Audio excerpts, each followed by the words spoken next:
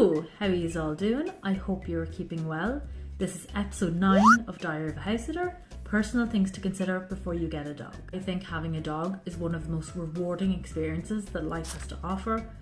They provide emotional support, companionship, unconditional love if you look after them, of course.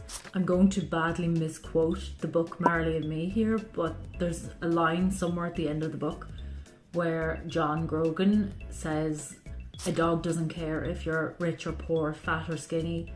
You give him your heart and he'll give you yours." And that absolutely resonates with me. I 100% believe. While there are numerous benefits to adding a dog to your household, there are equally numerous responsibilities that you're going to have to consider. Having a dog will change your day-to-day life, no question about it. Let's get into it. Consideration number 1.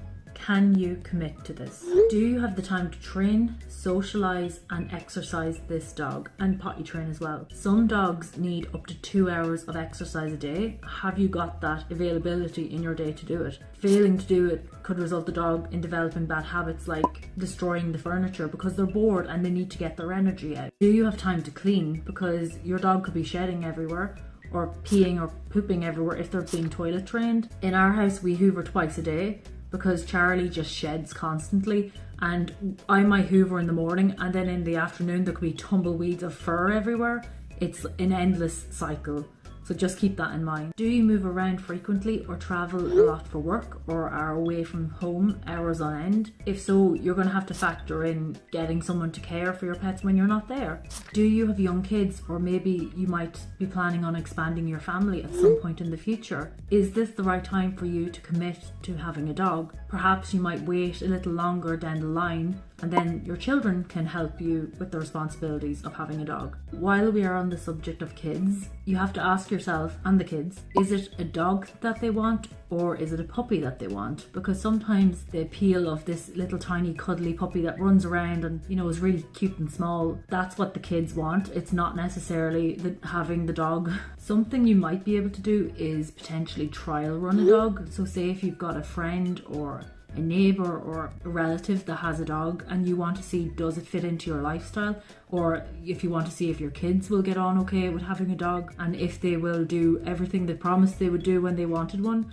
like walk the dog, pick up the poops and whatnot. You could borrow a dog for a week and see how you all get on, and if the kids lose interest after a couple of hours or a couple of days, you can then reconsider getting a puppy in the first place. There is a chance you could foster, but not all animal shelters will allow a family with children to foster a dog. Next point is, are you ready for the adjustment period if you do take home a dog or a puppy? When you take home a puppy, they will cry for the first couple of nights or maybe a little longer because they're used to being with their litter mates. If you take home a dog from a rescue, there is a chance that they could be depressed or have behavioural issues or be anxious. You may not know what their situation was before you took them home. They could have been abused, they could have been abandoned, and there could be weeks or months of adjustment for a rescue dog. So you have to be prepared for that too. If you're going to go the breeder route to get your puppy, you need to do research before you do so. Be aware of anyone advertising puppies online and make sure to go to the breeder's house.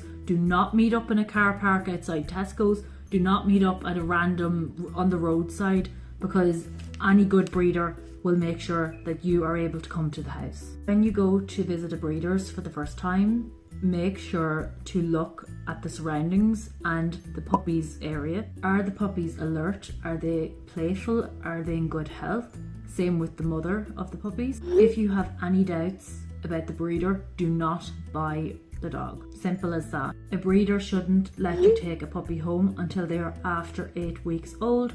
If they want you to take it sooner, there's something wrong there. These are just some guidelines. Please go off and do your own research and really think about it before making the big decision. If you haven't seen it already, I do have another video previous to this. I'll link it down below, where I talk about the financial aspects of getting a dog. So if you haven't seen that, maybe check that one out as well. These videos are your cup of tea. Please subscribe to the channel and give us a wee like. My summer house sitting season is about to start, with my first being in Malahide this weekend. So expect a lot of house sit and travel related content in the next couple of videos. I think we'll leave it there for now. Have a lovely week and I will talk to you soon. Bye bye.